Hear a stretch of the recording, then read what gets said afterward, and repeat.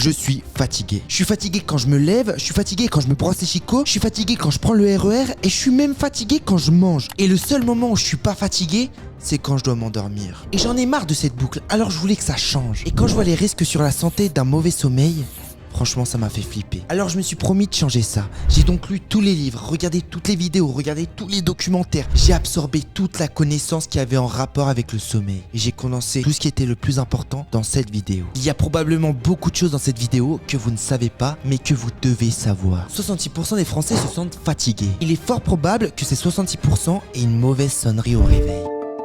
Si t'as une sonnerie comme ça, bien même comme ça, c'est pas étonnant que t'aies du mal à te réveiller le matin. Sérieusement, si tu fais ça, c'est hyper mauvais pour ta santé. Des chercheurs de l'Institut Royal de Melbourne ont démontré que notre sonnerie au réveil avait un vrai impact dont on n'imagine même pas sur notre réveil. Notamment sur notre phénomène d'ivresse. Avoir un phénomène d'ivresse, c'est peiner à se réveiller, mettre environ 30 minutes à se réveiller, voire 4 heures. Donc pour cette étude, ils ont pris deux groupes. Un groupe se réveillait avec une sonnerie classique, une sonnerie donc irritante comme ça, et un autre groupe se réveillait avec une sonnerie plus douce comme ça.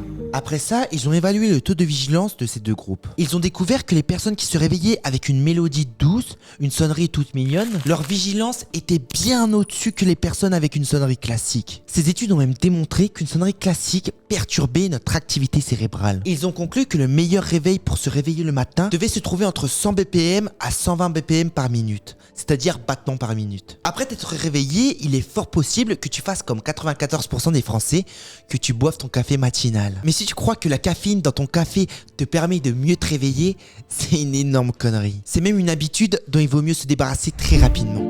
Car lorsqu'on se réveille, notre corps produit une grande quantité de cortisol. Ce cortisol permet de nous booster. Mais lorsque tu bois du café, tu intègres une grande quantité de caféine. Cette caféine est connue pour booster, mais sauf qu'elle fait doublon avec le cortisol. Donc c'est cool, quand on se réveille avec le café, on est plein d'énergie. Sauf que dans les heures qui suivent, le taux de cortisol va chuter. Et donc la caféine va l'accompagner. Donc ton corps va avoir un double coup de pompe. C'est pour ça qu'il est conseillé de boire son café environ 3 à 4 heures après s'être réveillé. Car après la chute du cortisol, la caféine viendra prendre le relais. Et le soir, les médecins conseillent de boire environ 6 heures avant de se coucher. Bon, pour les fans de café, on va dire 4 heures. Mais pas après. Sinon, ça va faire des insomnies. Et si le café dès le réveil est un antagoniste du sommeil, il y a un autre antagoniste qu'on ne soupçonne pas. Et qui nous touche tous, c'est l'hiver. On arrive en hiver, il fait froid, évidemment tout le monde chope son petit rhume, et la majorité des personnes rentrent dans une petite déprime. Et cette déprime est due à un manque de vitamine D. Qui dit moins de soleil, dit moins de vitamine D. Car le soleil nous apporte énormément de vitamine D. Et les vitamines D, c'est super important pour notre énergie. La vitamine D dans notre corps se calcule en UI, et il est conseillé d'avoir entre 800 à 1000 UI par jour. Évidemment, la vitamine D n'est pas présente que dans le soleil, elle est aussi présente dans l'alimentation, notamment dans le poisson cru. Mais un manque de vitamine D crée une énorme fatigue. C'est pour ça qu'on se sent un peu tout mou, un peu plus fatigué l'hiver. Mais heureusement, on peut remédier à ça grâce à des compléments de vitamine D. Je vais pas faire la promotion de compléments de vitamine D, je vous laisse faire vos recherches sur les compléments, mais faites attention, il y en a, c'est de la daube. Bon, j'espère que ces recherches pourront vous aider pour avoir un meilleur sommeil. C'est quand même un petit peu important le sommeil, c'est un tiers de notre vie. Et sur ce, peace.